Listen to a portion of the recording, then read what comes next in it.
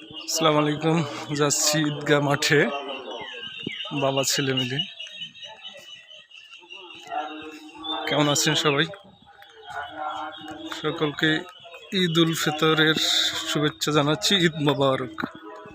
এবং আদব আখলাক ইলম পাওয়ার পরে যারা সঠিকভাবে আল্লাহর দ্বীনের, আল্লাহর মালের, আল্লাহর নিয়ামতের সঠিক ব্যবহার করে তারা হলো আল্লাহর প্রিয় মাহবুব বান্দা। বলেন সুবহানাল্লাহ।